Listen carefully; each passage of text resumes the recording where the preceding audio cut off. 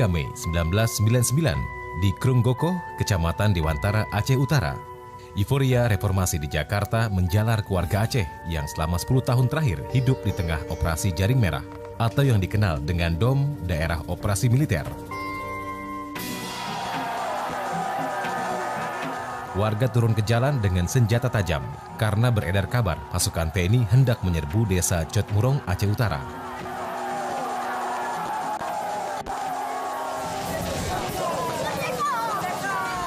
Beberapa hari sebelum aksi ini, sebuah peringatan Maulid Nabi menampilkan ceramah-ceramah bertema politik dan sejarah Aceh, di mana TNI mengklaim telah kehilangan salah seorang anggotanya.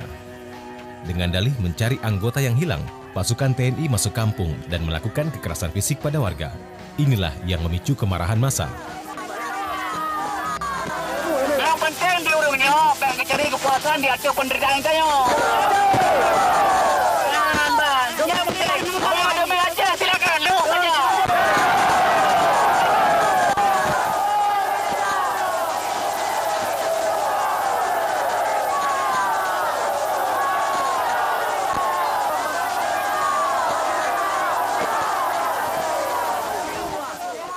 Dan konsentrasi massa ini pun segera berubah menjadi tragedi kemanusiaan.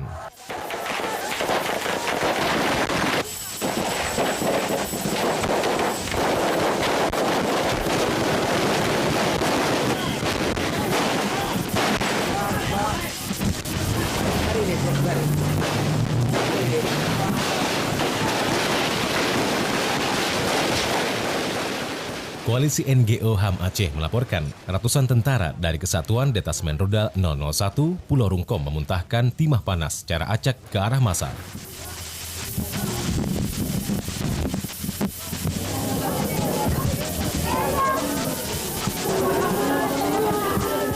Korban berjatuhan, sedikitnya 46 orang tewas, ratusan luka-luka, dan 10 lainnya hilang.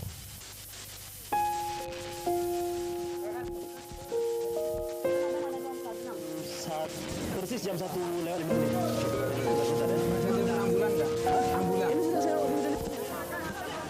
Tragedi Simpang KKA Mei 1999 hanya satu dari sekian banyak peristiwa berdarah yang meletus di bumi Aceh, justru setelah rezim Orde Baru jatuh.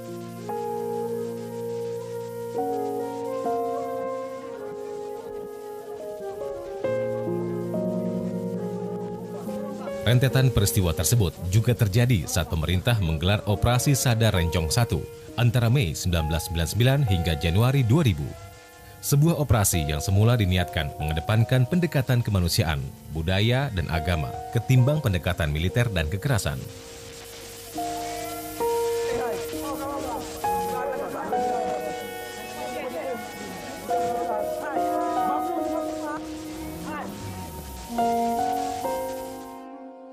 Selama 1999 saja, setidaknya meletus 4 insiden berdarah, mulai peristiwa di gedung KNPI Lok Semawe, hingga pembantaian terhadap Tengku Bantakiah dan santri-santrinya di Melabo.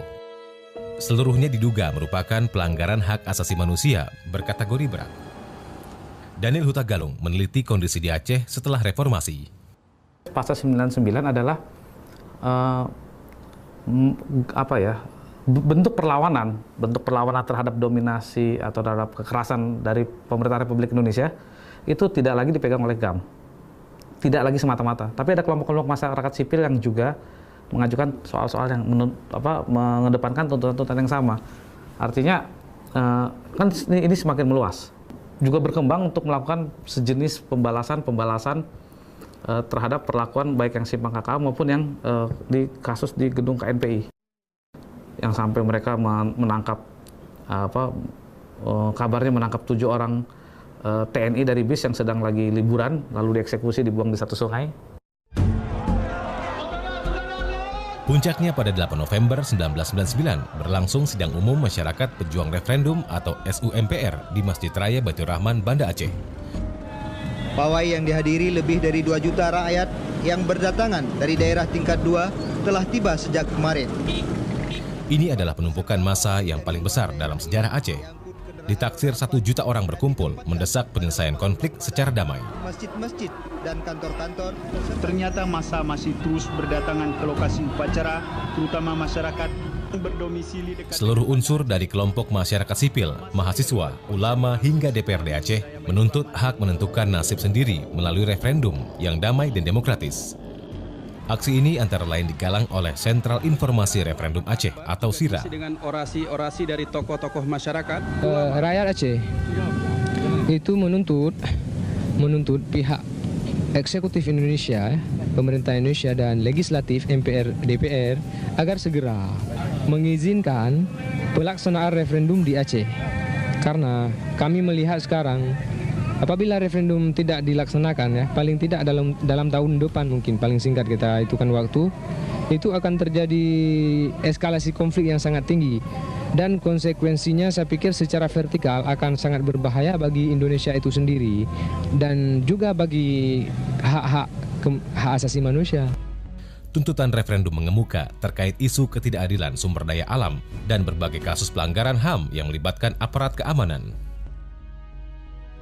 Di Masjid Raya, di Lok Semawe, di semua kota-kota besar Aceh, itu orang punya bayangan ternyata bahwa kita bisa referendum. Jadi apa yang diperjuangkan, dipikirkan dan perjuangan Hasan Tiro itu sebenarnya justru menemukan letupannya setelah pasal 98. Nah di situ ketemu semua tuh. Seperti Hasan Tiro, gagasan merdeka kembali muncul di benak banyak masyarakat Aceh. Apalagi 3 bulan sebelumnya, Agustus 1999, hasil jajak pendapat di Timur Leste dianggap telah membebaskan bekas provinsi itu dari dominasi NKRI. Kampanye referendum ini tak semata menunjukkan kekuatan Gerakan Aceh Merdeka atau GAM yang bergerak di sayap militer. Meski di saat yang sama, GAM kebanjiran dukungan. Ternyata menurut penelitian saya, orang Aceh punya imajinasi juga terhadap kemerdekaan. Sehingga dia seperti menemukan lahan semai yang subur gitu loh. Langsung banyak sekali yang ikut GAM. Ada kelompok lain di luar GAM, yang bukan hanya GAM, yang juga punya kekuatan yang cukup berarti di Aceh, yang tidak bisa lagi pemerintah pusat lihat itu sebagai satu bentuk yang ini kalau hanya semata-mata kelompok gerakan pengacau keamanan, itu kan selalu dikasih nama pengacau keamanan. Apa yang dikatakan Daniel dibenarkan oleh mantan juru bicara Gerakan Aceh Merdeka, Munawar Liza Zainal. Ini kan seperti api dalam sekam. Jadi civil society, mahasiswa, masyarakat itu semuanya muncul. Waktu itu menjadi penengah. GAM tetap merdeka, kemudian pemerintah Indonesia harus Indonesia itu Aceh harus di dalam NKRI. Jadi kita mahasiswa waktu itu kemudian juga civil society memberikan jalan tengah. Begini, tanyakan kepada rakyat, self determination. Tanyakan kepada rakyat mau merdeka atau mau pisah.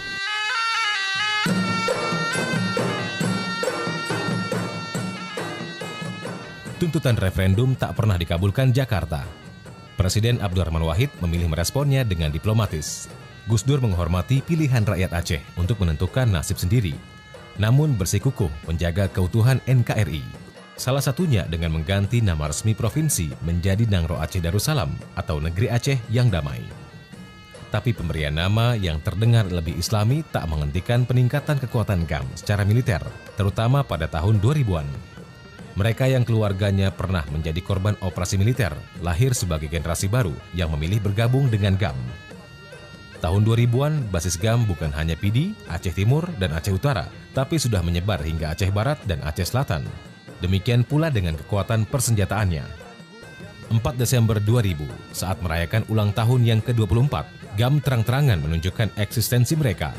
GAM menggelar pasukan, termasuk Inong Bale, serta mengibarkan bendera kebesarannya, bintang, dan bulan sabit.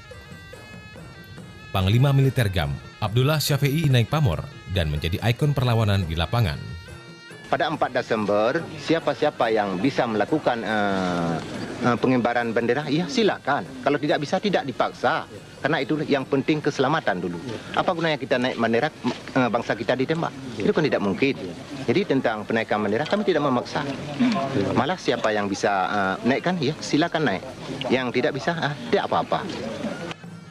Abdullah Syafi'i atau Tengku Lah adalah pemimpin sayap militer GAM yang berpengaruh. Dia memimpin gerilya GAM lebih dari 20 tahun di kawasan Biren. Tak seperti penggantinya, Muzakir Manaf, Tengku Lah tak pernah mendapat pelatihan militer di Libya. Kalau mereka ingin membuat kejahatan, pulanglah ke negeri mereka sendiri, ke Jakarta sana. Sayap militer di dalam banyak cerita pemberontakan adalah bagian dari gerakan yang lebih besar. Lantas bagaimana semua cerita ini bermula?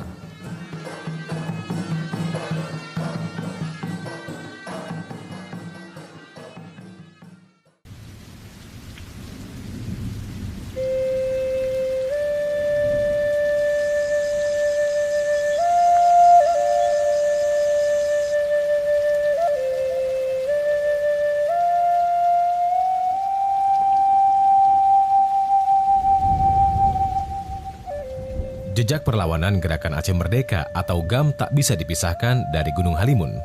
Gunung setinggi 1.800 meter ini berada 42 km selatan Sigli, Kabupaten Pidi. Di gunung inilah Muhammad Hasan Ditiro pada 4 Desember 1976 mendeklarasikan GAM. Misinya berpisah dari Republik Indonesia alias Merdeka. Semula, Hasan Tiro berobsesi melepaskan seluruh bekas wilayah Kerajaan Aceh di masa lampau yang membentang dari Aceh, Bengkulu, hingga Lampung dari Republik. Belakangan perjuangannya menyempit sekedar demi Aceh merdeka. Hasan Tiro mengangkat dirinya sebagai wali negara atau pemimpin tertinggi Aceh. Lalu dia membentuk kabinet yang diisi orang-orang ahli propaganda dan perang gerilya. Kepada anggotanya, Hasan Tiro mengajarkan kesadaran politik, bukan bicara soal senjata dan perang. Sebetulnya dia tidak mulai dengan senjata pada awalnya. Dia mulai dengan pamflet-pamflet. Karena menurut dia yang dibutuhkan sekarang adalah mengembalikan kesadaran nasional orang-orang Aceh, ya, bahwa mereka adalah sebuah bangsa. Aceh sebetulnya sudah menjadi bangsa sejak lama dan karena itu berhak atas kemerdekaannya sendiri. Formulasi dari Hasan Tiro sendiri untuk menemukan kembali patriotisme orang-orang Aceh yang melawan, ya, kolonialisme, ya, melawan upaya-upaya intervensi asing atau dominasi asing.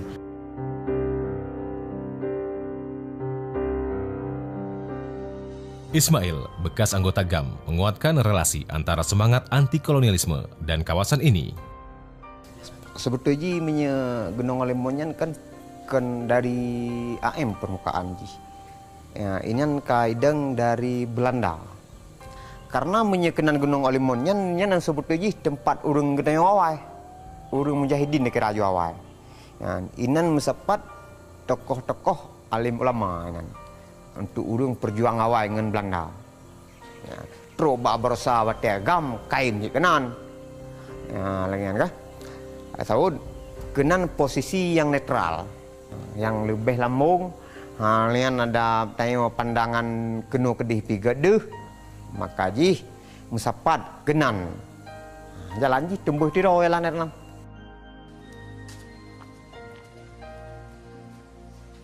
Tiro yang disebut-sebut Ismail adalah sebuah kecamatan di Kabupaten Pidi. Pedalaman ini tersohor karena digunakan sebagai nama belakang pahlawan Teuku Cikdi Tiro dan tentu saja Hasan Tiro. Di sini juga hidup rekan seperjuangan Hasan, Tengku Ayah Gani. Tengku Ayah Gani termasuk satu di antara pelaku sejarah yang hadir dalam deklarasi GAM di Gunung Halimun. Dialah GAM generasi pertama. Gubagawa kamu tapi anda dak tulis dalam suratnya ditanya tamu dong kerawa tu. Nah hak do ditanya tanya Aceh. Taku selalu buat aku bangsa Aceh nak kadibun ni Jawa. Ni tanya tamu dong yo. Talake ada tuntut hak tu, hak do debat dia.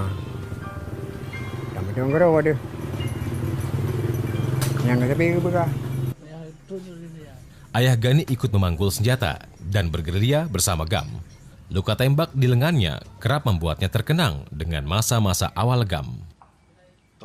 Lama telepon rian, cahaya di pulau orang. Nampak dua draw mentang tu yang di pulau dengan draw orang tu benangan ngum di pulau. Yang ada kejadian pun di Joham. Ilong ngan rawan, ilong menangan dalam dipuro. Ini ngonyan bukan boleh ilong menangan dalam dipuro tu. Akhir-akhir ramai. Sampai tu yang kaget ramai kali dipuro di RI 7. Yang kaget dipuro kemarin sampai tu medan di Mantabohnya Mantabocai. Generasi GAM seangkatannya belum lagi mengenal pendidikan militer profesional di Libya. Nyawa dalam ban orang memang mudah dia minta rezeki. Ban kacau yang kahana lagi dia minta rezeki. kali dua rata taruhan, rata dua. Buat ibu, baju. Yang ku lagi apa ni pertaji baju ribu dengan yang baju. Mantu tentera manduman lagi yang tentera yang ubun dia yang ka pada ramai orang yang ka dalam kurung puluh kan yang kai wa dua wa di Libya. Rupanya apa ju bo bodeng yang numpu bo jo gojo kan anu jo tu bo jeneng cang baju hubu. Versi lain meragukan deklarasi GAM dilakukan pada 1976. Neta Espane dalam bukunya Sejarah dan Kekuatan GAM menulis deklarasi dilakukan pada 24 Mei 1977, bukan 4 Desember 1976. 4 hari kemudian Hasan Tiro membentuk kabinet.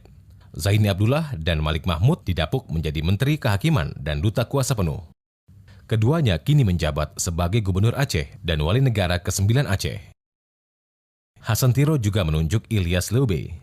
Sebagai Menteri Kehakiman, Ilyas Lebe adalah orang kepercayaan Tengku Muhammad Daud Bereh yang pernah melawan Jakarta lewat Darul Islam Tentara Islam Indonesia antara 1953 sampai 1963. Versi ini percaya GAM adalah sambungan dari DITII Daud Bereh.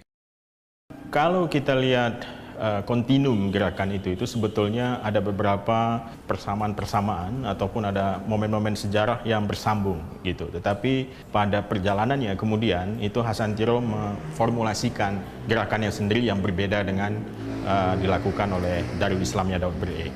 Ini terjadi karena titik tekan dari ideologi yang dibuat oleh Hasan Tiro itu sepenuhnya berlandaskan nasionalisme Aceh dan bukan Islam. Jadi Islam tidak menjadi agenda politik di dalam gerakan Aceh Merdeka. Dalam perjalanannya kemudian, GAM merumuskan identitas perjuangan yang berbeda.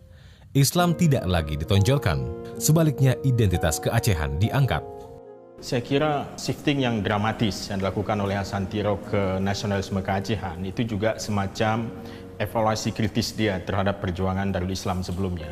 Dia menganggap bahwa menggunakan point of commonality, titik kesamaan antara Aceh dengan Indonesia, yaitu Islam, dan itu kalau diangkat sebagai platform perjuangan akan menimbulkan banyak kesulitan karena tidak ada poin perbedaan yang mau diangkat. Kenapa kita harus merdeka misalnya? Akar perlawanan GAM merupakan akumulasi dari sejumlah hal, salah satunya isu sumber daya alam. Di Aceh ditemukan gas dan itu pada tahun 74 kalau nggak salah dimulai ya. Nah waktu itu Hasan Tiro yang bermukim di New York, dia juga punya satu perusahaan yang bergerak di soal mining yang dikenal dengan bendera Dora Limited Incorporation seperti itu.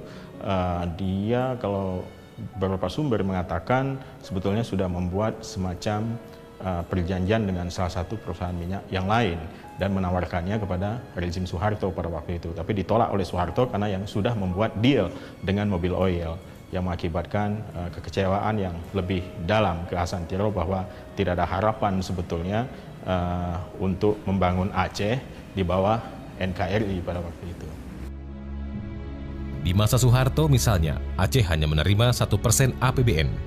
Padahal Aceh memiliki kontribusi 14% terhadap GDP atau pendapatan kotor nasional. Persepsi ketidakadilan itu menggerus kepercayaan orang seperti Hasan Tiro pada Jakarta. Belum lagi janji otonomi yang tak kunjung dipenuhi sejak Daud Bereh sepakat untuk turun gunung tahun 1963. Dari kawasan dingin Gunung Halimun, PD, GAM berkembang menjadi organisasi besar yang terus meresahkan pemerintah di Jakarta. Tapi sebelum memilih jalan militer, Hasan Tiro melakukan gerakan intelektual dan kaderisasi. Beliau mencoba membuat analisa supaya orang-orang Aceh ya berpikir secara rasional. Jalan yang beliau pilih adalah dengan menulis brosur-brosur, ya, kirim ke kampung, walaupun banyak sekali halangan-halangan waktu itu. Banyak yang tidak berani membawa pulang, tapi nyatanya itu sampai juga ke kampung-kampung dan kepada orang yang membacanya dengan serta-merta.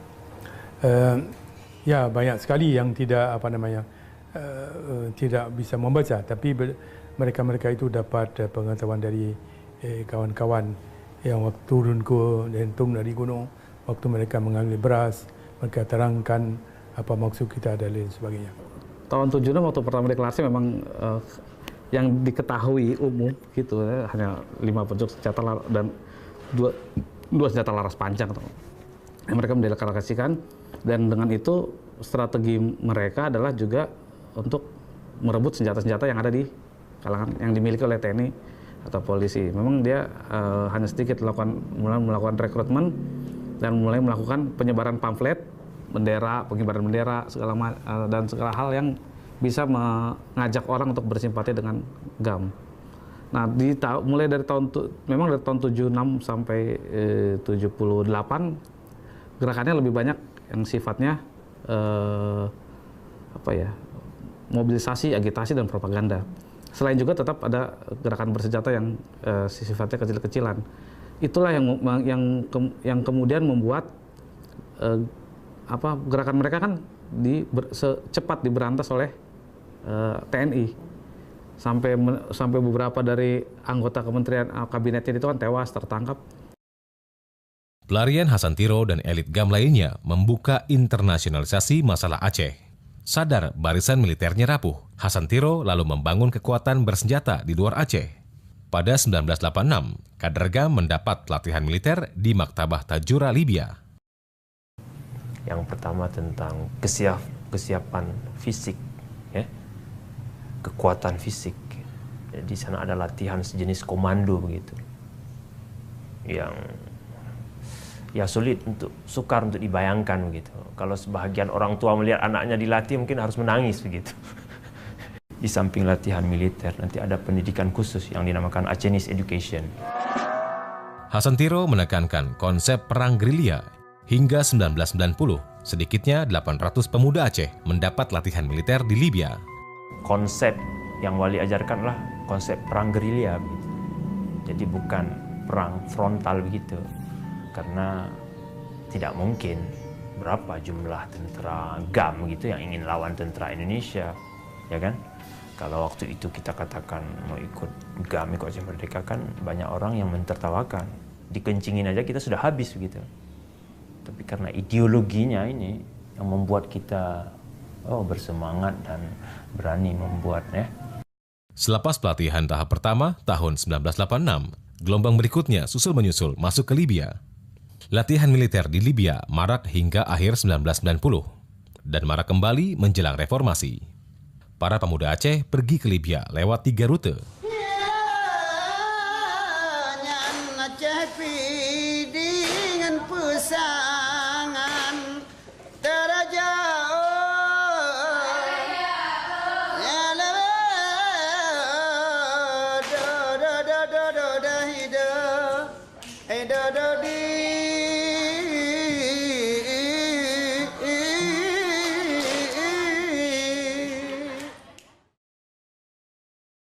Tak hanya kader militer yang bergerak, para pemuda yang semula bersikap netral mulai terlibat dalam gerakan pro kemerdekaan dengan berbagai alasan. Salah satunya adalah Munawar Liza yang berkiprah di sejumlah negara seperti Thailand, Mesir, hingga Amerika dan Eropa. Meski Hasan Tiro lari ke luar negeri, Jakarta tetap memarkir puluhan ribu tentara di bumi Aceh. Puncaknya Aceh menjadi daerah operasi militer bersandi Operasi Jaring Merah antara 1989 sampai 1998. Operasi dipusatkan di Pidi, Aceh Timur, dan Aceh Utara. Korban pun berjatuhan, dari mulai pembunuhan, penghilangan paksa, hingga kekerasan seksual. Berdasarkan laporan tim pencari fakta Komnas HAM, warga sipil yang tewas mencapai 781 orang dan hilang 163 orang. Sumber-sumber lain menyebutkan korban jauh lebih besar dari itu.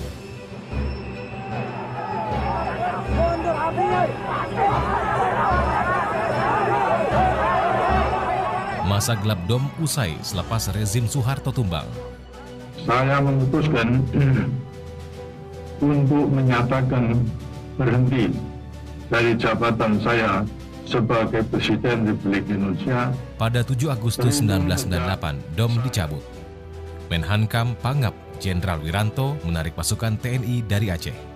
Tak lupa, Wiranto menyampaikan permintaan maaf. 10 hari kemudian, Presiden Habibie juga minta maaf atas pelanggaran HAM yang terjadi selama DOM di Aceh. Di akhir Agustus 1998, seluruh pasukan non-organik ditarik mundur dari Aceh.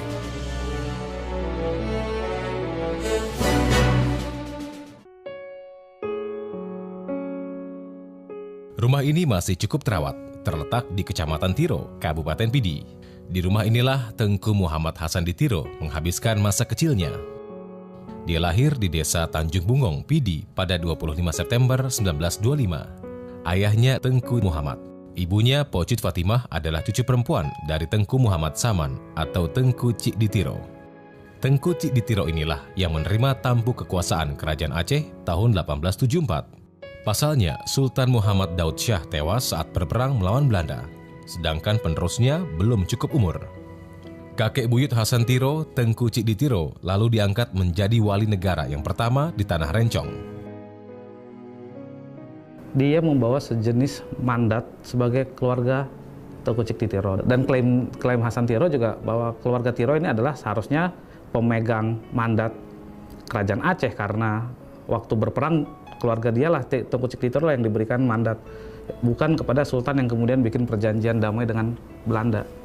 Nah, itu yang buat Tiro sebagai keluarga yang cukup dihormatin. Memang yang paling menarik adalah dia menawarkan satu gagasan mengenai Aceh masa lalu yang gilang gemilang.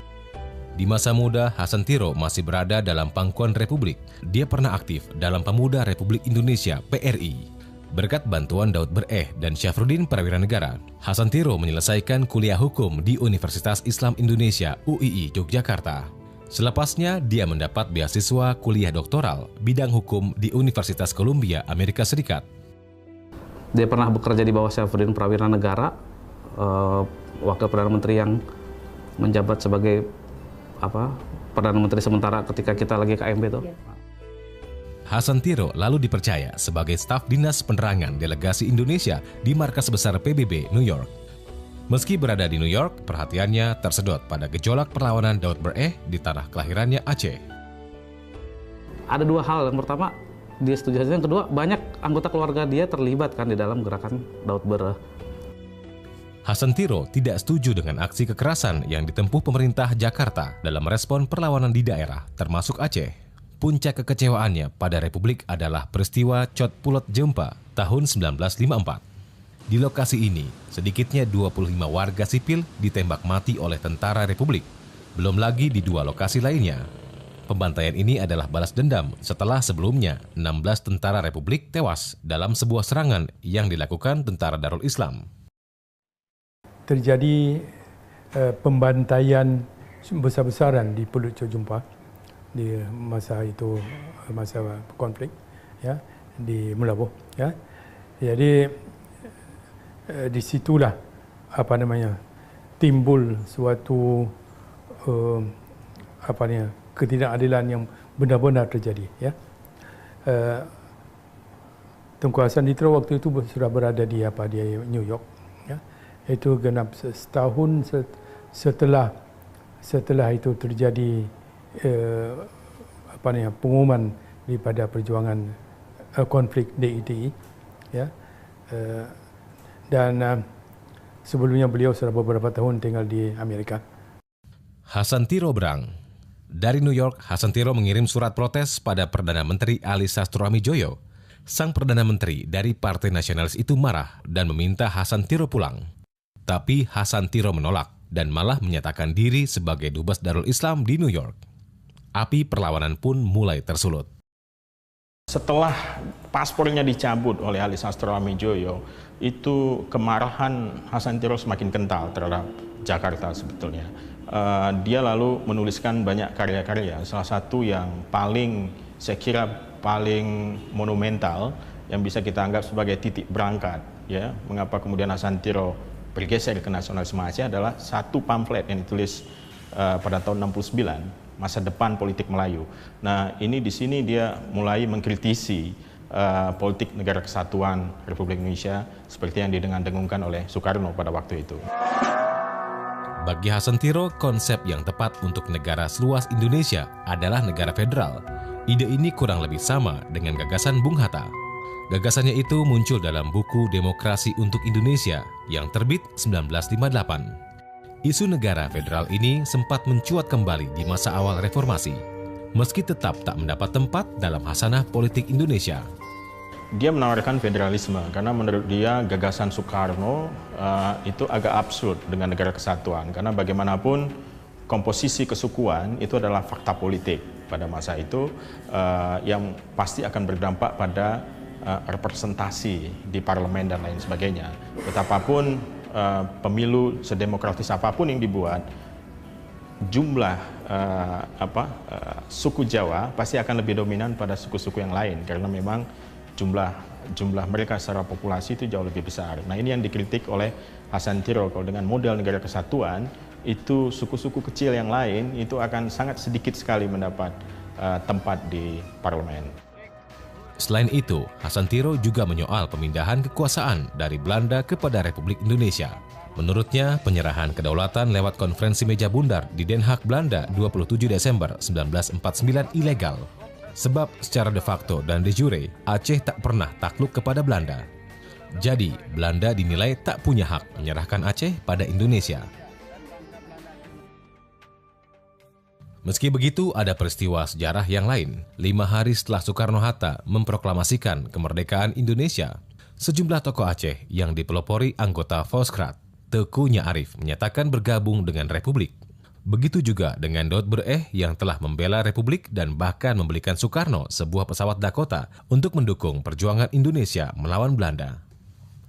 Tapi setelah Daud Bereh turun gunung dan dijanjikan otonomi khusus, Hasan Tiro tak melihat perubahan sikap Jakarta. Puncaknya, Tiro menganulir gagasan negara federal. Dia menggantinya dengan negara merdeka yang sama sekali lepas dari Indonesia. Itulah Deklarasi GAM 4 Desember 1976. Tapi apakah Daud Bereh mendukung Tiro?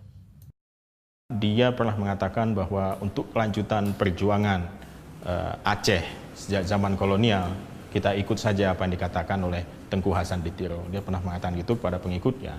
Nah, itu saya kira salah satu sebab mengapa ketika Hasan Tiro pulang dan dia bertemu dengan beberapa pentolan-pentolan dari Islam semasa Daud Bereh seperti Ilyas Lebeh, Tengku Ilyas Lebeh ya, dan Tengku Ilyas Lebeh langsung mau ikut, dan beberapa letnan yang lain misalnya seperti Geci Umar, Pawang Rasid yang dulu kita kenal adalah orang-orangnya Daud Bereh, itu kemudian mendukung gagasan dari Hasan Tiro untuk melanjutkan ini di bawah bendera Aceh Merdeka.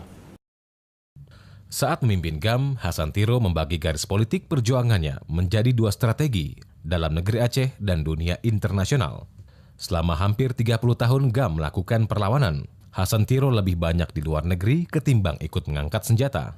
Taktiknya cukup jitu menggalang dukungan internasional. Pada 1986, pemimpin Libya Muammar Gaddafi membuka kamp pelatihan militernya untuk pemuda-pemuda Aceh. Gagasan untuk membangun satu gerakan militer itu sudah dari tahun 76. Keyakinan dia bahwa memang punya kekuatan bersenjata yang sanggup atau menjaga satu perjuangan. Mendapatkan akomodasi dari Libya dan menghasilkan pejuang-pejuang yang terampil dan terlatih itu mulai tahun semenjak 86 yang semakin memperbesar perlawanan bersenjata dari Angkatan Gerakan Aceh Merdeka. Lantas apa yang menyatukan GAM dengan Libya? Tapi Libya pada waktu itu tidak membawa bendera Islam sebagai platform juga. Jadi mereka membangun satu koalisi internasional ya, front internasional tepatnya, yang disebut dengan International Revolutionary Movement. Terus dalam bahasa Arab mereka sebut sebagai Maktabah World Forum apa seperti itu, yang platform politiknya adalah anti kapitalisme, anti imperialisme, dan anti Zionisme. Jadi selain pelatihan militer juga bantuan-bantuan logistik, bantuan-bantuan kampanye internasional dan lain sebagainya. Jadi ini semacam networking negara-negara yang melawan hegemoni Amerika pada waktu itu. Hasan Tiro menetap di Swedia sejak 1985. Dari sana dia menggalang diplomasi dan mengendalikan sayap militer yang melakukan taktik gerilya di Aceh. pada 1989 saat Aceh berstatus daerah operasi militer. Hasantiro getol mengangkat masalah HAM di Aceh ke panggung internasional. Itu kemudian mulai membuka mata internasional bahwa ada problem besar di Aceh, yang itu yang pertama. Tapi itu juga Hasantiro mendapatkan inspirasi itu dari peristiwa Santa Cruz di Timur Timur. Betapa satu peristiwa itu bisa memblow up ke dunia internasional. Berkat jaringannya itu, masalah Aceh dibicarakan di panggung internasional.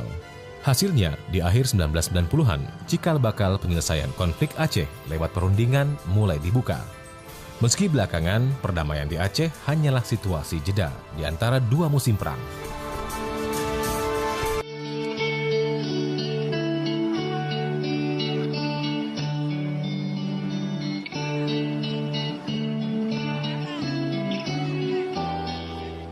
Aceh selalu menjadi pekerjaan rumah bagi pemerintah RI di Jakarta.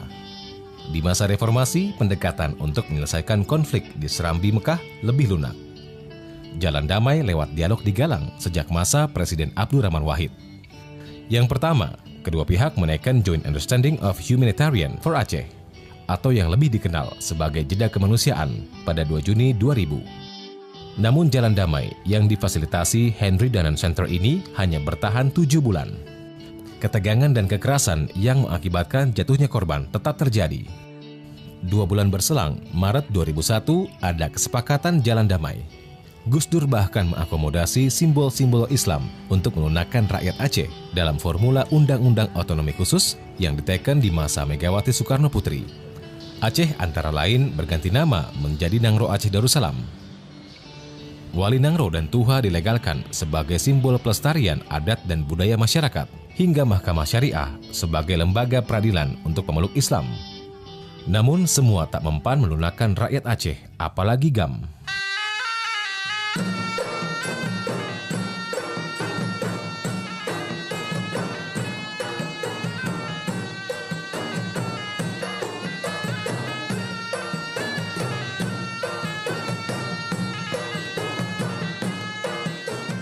Mereka mengungkapkan kemerdekaan itu hak segala bangsa, tapi ternyata untuk kami Aceh tidak ada kemerdekaan yang sebenarnya. Di masa Megawati, orientasi Jakarta berubah. Upaya terakhir menyelesaikan konflik lewat KOHA atau Cessation of Hostilities Agreement gagal. Padahal penghentian kekerasan yang diteken di Jenewa, Swiss pada 9 Desember 2002 ini terbilang komprehensif. Dari penghentian kekerasan dan konflik bersenjata, demilitarisasi BRIMOB, hingga rehabilitasi bagi korban.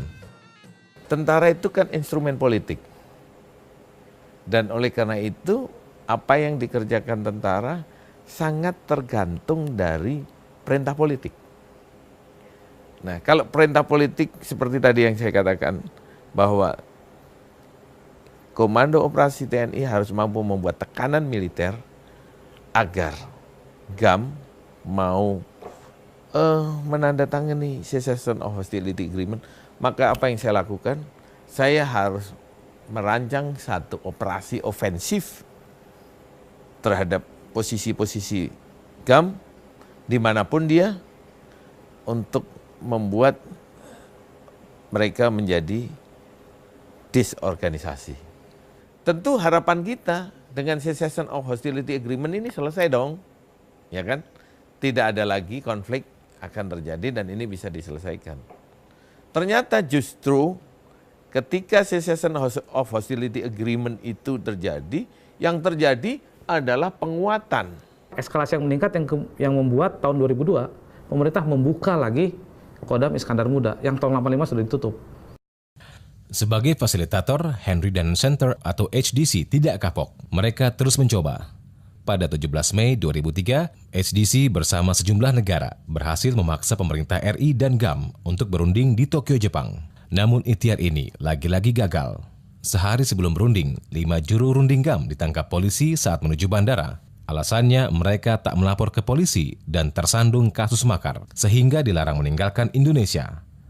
Alhasil, GAM hanya diwakili Zaini Abdullah dan Malik Mahmud. Pertemuan Tokyo atau Tokyo Meeting menjadi usaha pamungkas untuk mendamaikan Aceh. Namun lagi-lagi kandas. Opsi otonomi khusus ditolak GAM. Sampai sana rupanya yang mereka utarakan adalah sebagai ultimatum. Ya, ultimatum kita harus menyerahkan senjata, bubarkan GAM, ya, yang demikian. Jadi kami jawab dengan serta-merta, kalau kami mau menyerah, ya, tidak perlu ke Tokyo, kami datang saja ke Jakarta, ya, menyerah. Itu tidak pernah dilakukan oleh orang Aceh. Maka operasi terpadu akan dilaksanakan dengan sebuah keputusan Presiden yang dirancang untuk dikeluarkan besok atau paling lambat tanggal 19 Mei. Akhirnya Megawati Soekarno Putri menerbitkan keputusan Presiden nomor 28 tahun 2003 yang menetapkan status Aceh menjadi darurat militer. Awalnya diberlakukan selama 6 bulan, lalu diperpanjang 6 bulan. Ini menandai kembalinya operasi militer di bumi Aceh. Sedikitnya 40.000 pasukan dari TNI dan BRIMOB dikirim ke Aceh. Targetnya menjinakkan GAM, yang saat itu ditaksir berkekuatan lebih dari 5.300 personil dengan 2.000-an pucuk senjata. Artinya, satu GAM dihadapi 8 pasukan Republik. Singkong diparut di dalamnya ada oncom. Singkong diparut di dalamnya ada oncom. Yes. Nah, justru ini sebenarnya titik balik dari seluruh upaya perdamaian.